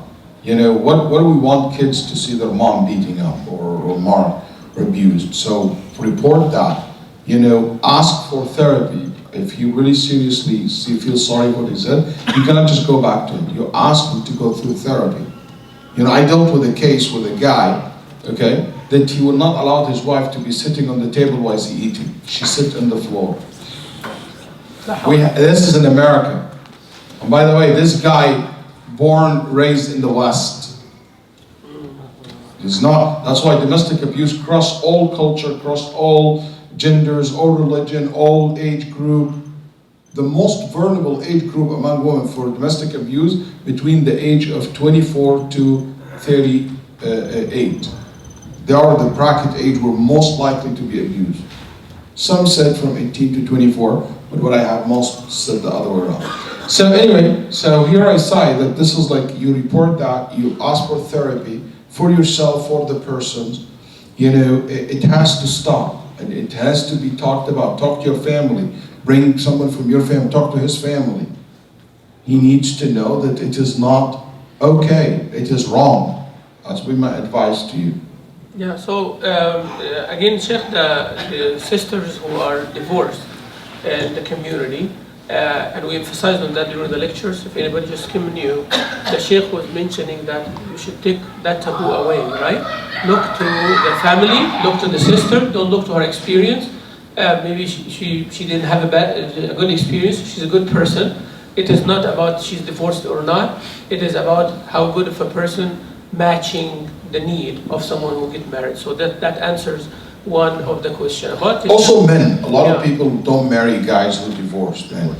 Not as many as women, but also so many people, if a divorced man, he will not have a good chance for getting married. And one thing about divorce, when you get divorced, there is a psychological problem, which is you have low self-esteem after divorce. So usually failure. So what happened, you end up with marrying someone next, way lower in standard than your standard. That's vulnerability. That's why they say that the second marriages are more prone to fail faster than the first one. Why? Because of this fact. The fact is your low self-esteem, you have low self-esteem, so you will accept to marry someone you would never accept in regular situation. So that's why it's so advisable. I advise this to anyone who's been through divorce. Be very careful from rebound. Just don't start a relationship. Stay for healing. The Quran and Sunnah talk about 3 months period. I would say that's good, and if you can make it a year, that will be better. Just take your time to heal, especially if the divorce is hard and like, you know, there's like a story behind it, or just to make sure that it takes your time to heal, because you don't want to start another one. If you get married again, don't judge the new relationship based on the old one. Don't look at it from the lens of the previous experience. Oh, he's like this, who's like that. Oh, you know, so just be careful with that. Also, I wanted to mention that AMJA, Assembly of Muslim Jurists of America, Shaykh is one member of the Permanent Fatwa Committee. They have a code, a marital code, قانون الأحوال الشخصية, ورقة الأحوال الشخصية. It is available in Arabic and English on the website. Very good. It's a very, very good, and the scholars, mashallah, took long time until they come up with this to have, you know, the American way, the Islamic way, and look at it. It's a good education as well. Also, Sheikh, I wanted to relate to this divorce issue the importance of wali. That's why the wali is important, because sometimes you feel that, you know, the man and the woman, they're free to do whatever they want, and they don't want their parents up. So that's the importance of the wali, to protect you, to talk on your behalf. And that wali can be the imam of the masjid or the community, or if your father is not available. You have to take on that. النبي صلى الله عليه وسلم said, لا نكاح إلا بولي. No marriage without wali. Very clear. In Aisha radiallahu anha, she said that أيما امرأة نكح, the Prophet said, any woman marry herself without her wali's permission, their marriage is invalid. That's why the vast majority of the fuqaha said the wali must exist, which is the father or representative of the father, like the uncle or the older brother or some of that nature. It is, again, it's for your best interest. So, and wali, it is absolutely must be part of your marriage. And again, it's just not like you just meet a guy and hey, marry each other. That's not how marriage is. Yeah, so Sheikh, في another sensitive issue, question, more than one question actually, came up 5 questions talking about the same thing. The limits of the in-laws and the parents and the wife and the husband. I'm not here to serve your parents, or I'm not here to take care of your father or your mother, or all this issue, their culture. And we're not going to cover everything about that, but if there is some word of advice to clarify that issue. I would say your wife is not there to serve your parents. Absolutely 100% that's true. She is not a servant to your parents. She is not their daughter. He is not their sons. That's absolutely, you don't accept that, swallow that. Because that's the reality. She's none in the Islamic traditions or Islamic God ever would say that the wife is there to serve your parents. That's your parents, you serve them. You take care of them. She should be respectful. If she serves them and cook for them and do things for them, JazakaAllah Khair, that's what's expected from a woman who loves her husband, a woman who respects her own laws, a woman who is a good Muslimah to do that.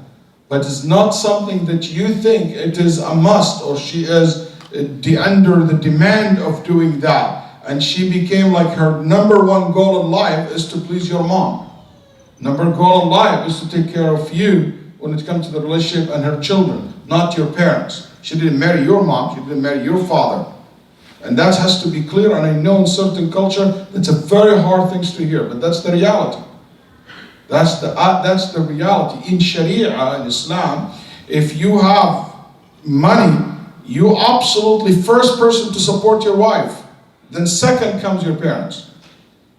Because your wife is completely dependent on you. But again, that's not to be abused, that statement, that means I make my wife take all luxury in life and my parents suffering. No, I'm talking about a necessity. You fulfill the necessity of your wife, first priority.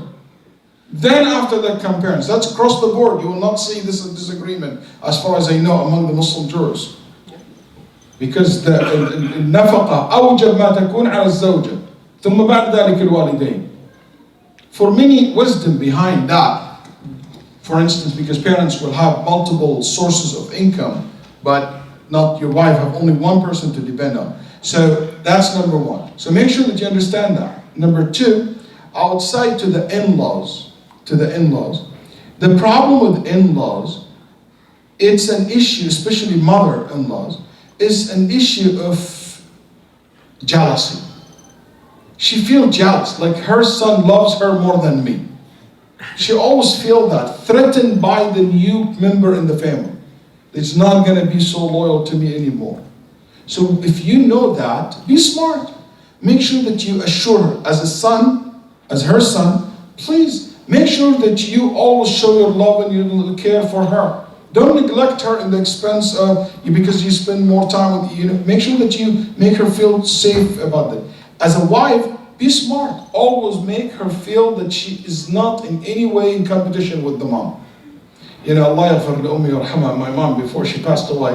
Whenever she comes to my house and my wife cooks something, we will stage that, me and my wife actually. Okay, we will say like in front of my mom. I'll say, she'll say, hey, what do you think, Waleed, of the food? And she cooks something my mom would like to cook. I'll say, oh, this is so delicious, thank you. Then she said, but it's no way close to your mom's food. I have to admit that. Oh, my mom will be flying like, oh, this or that. Yeah, because no threat.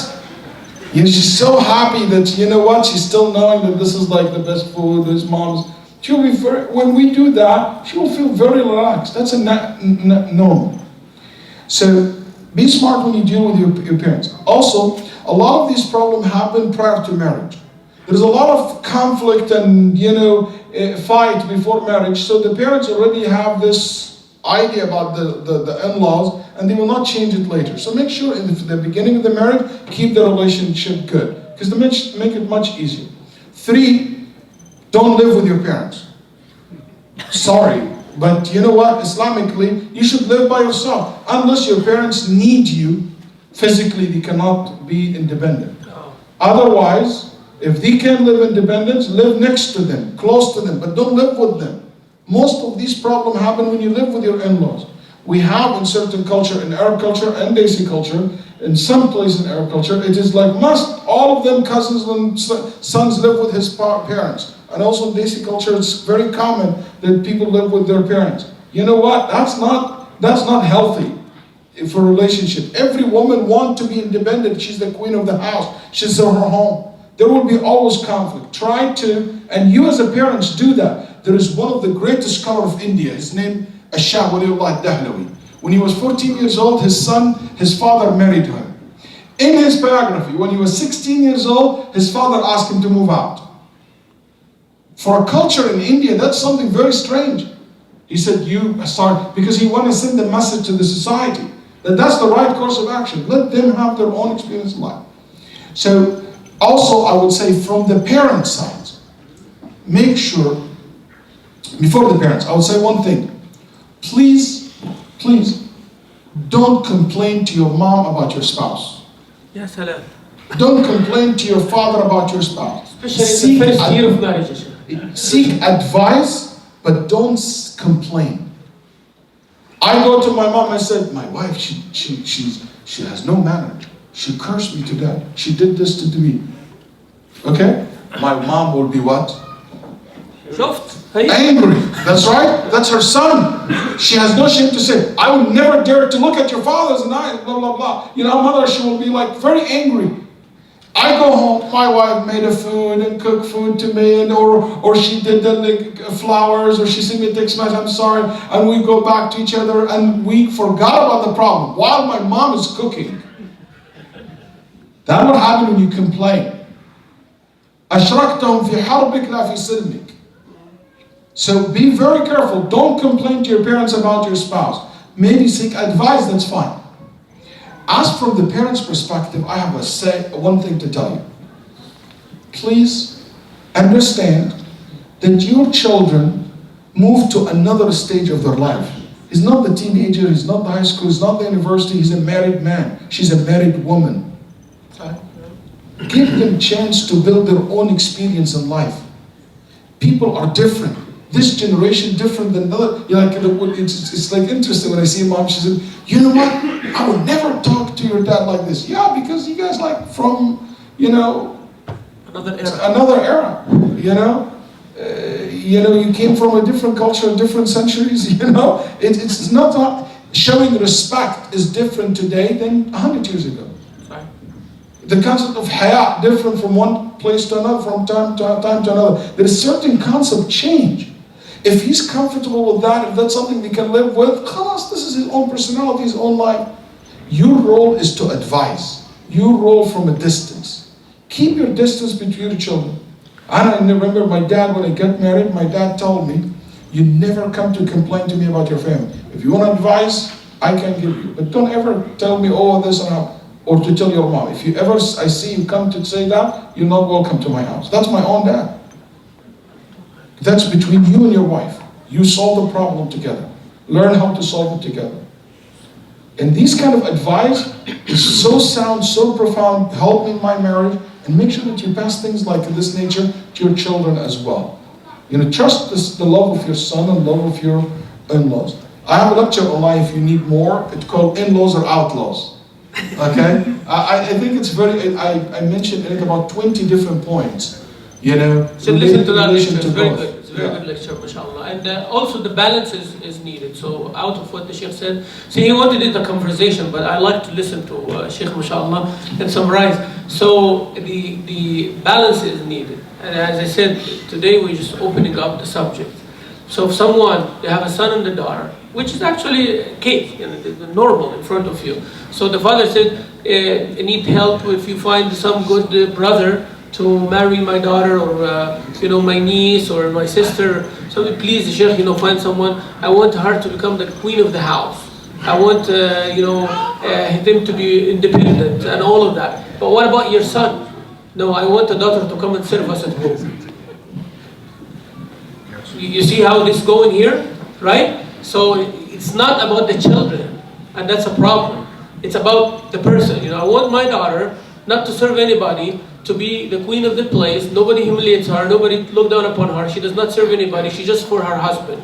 But I want my son to bring someone at home to take care of us. Otherwise he would be abandoning us and throwing us away and things like that. So balance is needed for Allah's sake here, right? Same thing for the children. Don't misinterpret, because the Shaykh warned, don't misinterpret what I'm saying here, that, you know, it is good to help. You know, it is good if you can serve, alhamdulillah, but it's not an obligation, but it is fadl. And that's why, subhanallah, when Allah Azza wa Jalla talk about the wife in the Quran, and Rasulullah talk about the wife in the Sunnah, it is حقوق يا شيخ. حق الزوجة, حق الزوجة. But about the parents, it is birr and ihsan.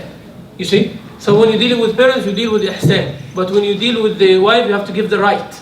So don't make this one compromise the other one. Now, we have a very important question here. A married sister, she is complaining that her husband have an extramarital affair with somebody else, like have another woman out of marriage, and he knows, she knows, he knows that she knows. Actually, they talk about it, and he's imposing this issue on it, and now he's committing a major sin. What does the wife do? Like, does she ask for divorce? She ask for help? What happens in this situation here? It's a very complicated situation here. First of all, I would like to say that zina is one of the major sins in Islam. Allah said, وَلَا يَزْنُونَ. Allah said, وَلَا تَقْرَبُوا الزِّنَا. Don't ever come closer to zina. Come closer. So the zina itself, it's a very evil act. Okay? And the Nabi Sallallahu Alaihi Wasallam considered one of the kaba'ir, one of the 7 kaba'ir in Islam, one of the major sins in Islam. And Nabi Sallallahu Alaihi Wasallam said, I saw naked men and women in a container inside the hell. And I said, who are they? These naked men were screaming and burning from underneath them. The fire coming from underneath them and burning them. Then Jibreel told them, these are the adulterers among your ummah.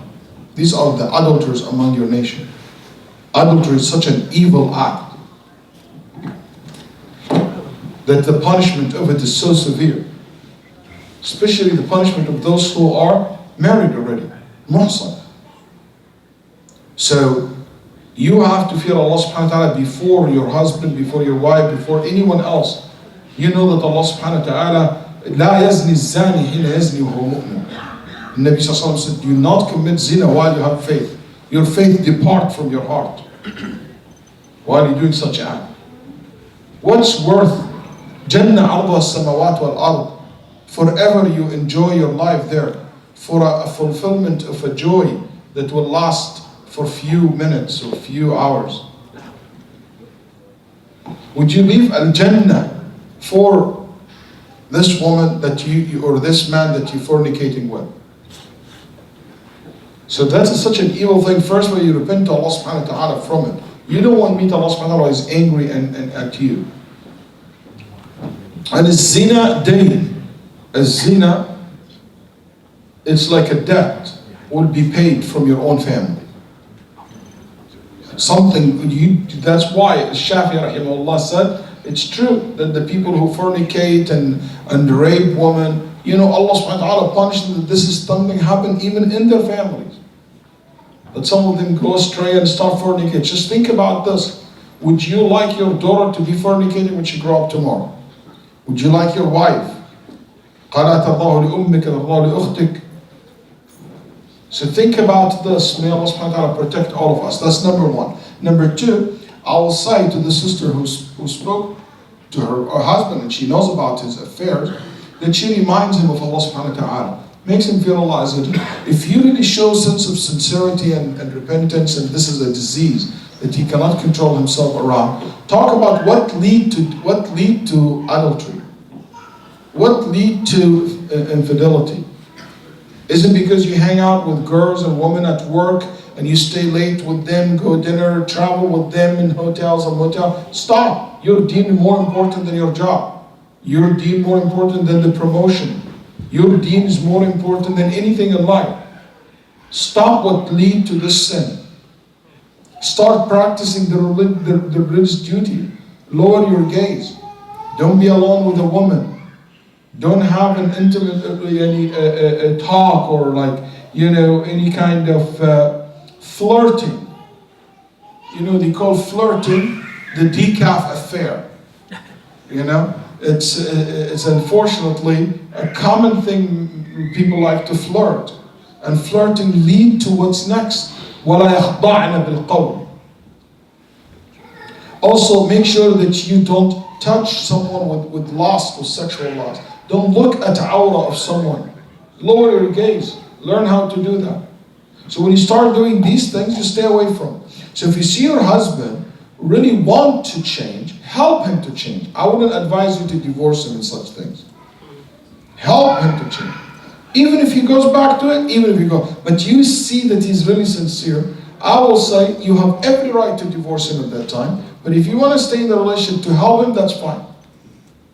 But with one thing, make sure that he will not bring diseases at home, like sexually transmitted disease. Wallahi, you don't know how hard this on me. When I saw a sister, she's full hijab, min qiyam al-layl, and she has AIDS. AIDS. And sexual transmitted disease because of her husband who brought it to her. That's something like very hard. And I only got once an incident like that I dealt with. But it is hard because she's a pure woman, and you know what? Her children will be affected by that if she got pregnant. So yeah, this is a serious issue. So make sure that he is clean and he's not like transferring diseases, and that's absolutely right to ask for medical check before marriage, before having a relationship with him. So this will be my advice in such cases. And since I mentioned the medical, I always recommend every single one of you, if your daughter or you're about to get married to someone, make a medical checkup.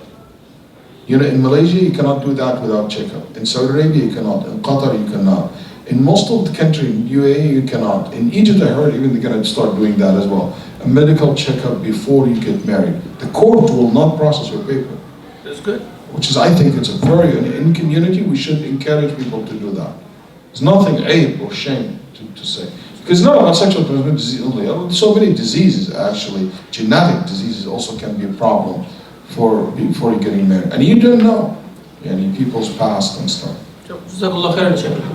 The issue of divorce, mashallah, have lots of other things. What would be, Shaykh, the rights of the children during or after the divorce? As I said, if you go read the AMJA document, you'll see about the custody and about all of that. But we are talking here about emotional rights, about the financial right as well. So, first of all, the husband is responsible financially for supporting the children and the mother who's taking care of the children during the waiting period. And if there is a prenup or conditions put in, has to be fulfilled. But what I would like to say, it depends how old your kids. But if your kids are like 8 years old, 9 years old, I highly recommend that you talk to them. You start talking to them, telling them, hey, it looks like me and your mom, maybe we're not gonna live together anymore, but we still good friends. We're gonna I promise you that I will always be here. We're gonna have like a new type of, dividing the time between each other, and you have to take that, to make that talk with them. I recommend that you ask therapists, people specialize, and we have plenty in the community, children's psychologists and therapists, that they can help you to do that, to talk. Research on internet, there's a lot of even keywords how to have a conversation with your child about divorce. And you will see plenty of information online to help you with that. But I'm in favor of being open. If the divorce happening, absolutely, to speak to them, especially if they are 9, 10 years old, 11 years old, and older, obviously, absolutely. If it's not 100% sure, don't involve them. This emotional cost between you and your wife, don't involve them in the thing. Make sure that you don't fight in front of your children. 80%, more than 80% of the people who are witnessed domestic abuse and fight at home, they will do the same when they grow up. yeah. So be very careful when you talk in front of the children. You don't get this thing. And if you get divorced, don't ever, ever say, it was your dad. He was the nasty one. He is the one. Don't ever raise your children to hate their dad. Don't make them hate their mom. It didn't work out, alhamdulillah. You know what? She's your mom, he's your dad, and so forth. Unless there is something like major, and unfortunately it exists, which is abuse to the children. And I mean by specifically sexual abuse to the children by their own parent, which exists in our community. And I dealt with cases, not one or two, in our community. Few. Yeah, and it is unfortunately like, we are like the society. So in case like this, there's a completely different, basically, psychology behind it, different advice I would give. But since it's not a common thing, I'm not gonna talk in details about it. Yeah, so inshallah, to wrap up, because there was someone from online, he made a comment. about, you know, most of the lecture were geared on how to get married and all of that, not to maintain the marriage. And I would respond by that because, you know, it all starts from the beginning, right? If you make the choice right, then you know we are saving the next generation. Now, maintaining your marriage, we actually mentioned it. The Shaykh mentioned it more than one time about education. Please learn the fiqh of marriage. في الفقه كتاب اسمه كتاب الخطبة والنكاح والطلاق والرجعة. In our fiqh, in our Islam, there is that section. You are about to do business, you always worry about halal and haram, right? You want to buy a house, you ask the Shuykh about it. You want to do something, you always want the Islamic way. That's great. How about marriage? We do the same thing, right? We do the same thing. You want to maintain your marriage? Start by being educated about the rights and the duties of marriage. Even if you're married for 40 years or 50 years, study that now. There is a course, fiqh of family. There is the fiqh of love in al-Maghrib, fiqh of family al-Mishkah, save this house. You know, those kind of courses should go to it. Husband, wife, children, in-laws, father, mother, everybody, get the books and read and ask your shuyukh. Go to the AMJA website. Get educated about marriage and divorce. It cannot finish in one night, my brothers and sisters. Now, wrapping up this beautiful session of tonight, cannot finish in one night. There is no magic pill. There is no switch on and off kind of thing. It is a maintenance. It is maintenance. Please, inshallah, start tonight a new covenant with your spouses, right? Talking to each other openly. And as I always say, learn how to apologize. Please, start by that. Say it, inshallah. Say it, I am sorry if I hurt your feeling in the past. Say that tonight. You know, there was an experiment, Shaykh Waleed, that somebody sent me like two days ago, bringing couples who are married for a long time and couples who are medium, couples who just married. And the experiment is like this. You stand in front of each other and look in each other's eyes. Most of the people, they don't want to look into each other's eyes. And they said, just look in each other's eye. And everybody's like, she's telling him, look at my eyes. And he's like, looking somewhere else, right? Then the next step, say something. Say what you feel. And then the third step, just give a hug.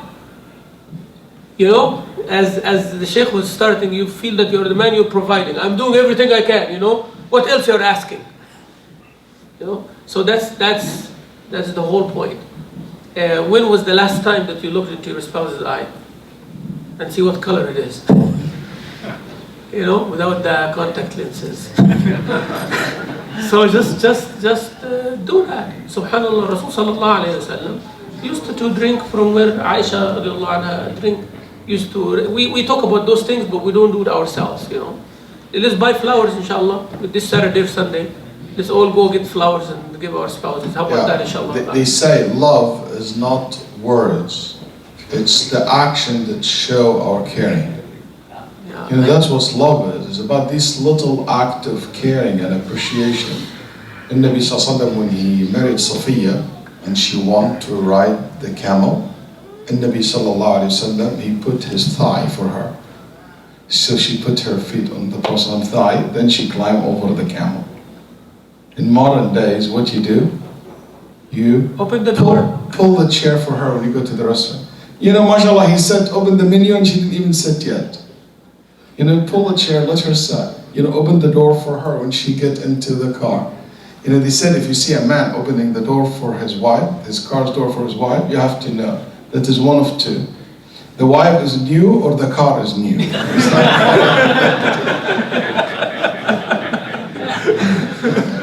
I just ended the light joke, but there is one thing before we leave. So I'm really grateful to Allah subhanahu wa ta'ala, thankful to him and to my dear brother Shaykh Mamdouh for inviting me to this session and also to the Masjid to organize it. Thank you very much. I'm very happy with what I've seen, proud of your work. Allah subhanahu wa ta'ala bless you and hopefully inshallah we'll see you soon more. Then we thank our dear beloved Shaykh Dr. Waleed Basyouni, JazakaAllah Khair, for taking the effort to drive more than 1 hour to come here, getting stuck in the traffic. Inshallah there will be dinner served at the end. Inshallah this is just the beginning of the series of lectures, inshallah. The ulama and the scholars of AMJA would be here, one after the other, inshallah. Make sure of that. coming inshallah and having those lively discussions. Please inshallah participate in this jama'ah, participate in the masjid, always check our news, always go to the AMJA website, read the latest papers and the research of the Shuykh and the Fatawa. JazakaAllah Khair. Wa sallallahu ala Muhammad wa ala alihi wa sahbihi wa sallam. Alhamdulillah.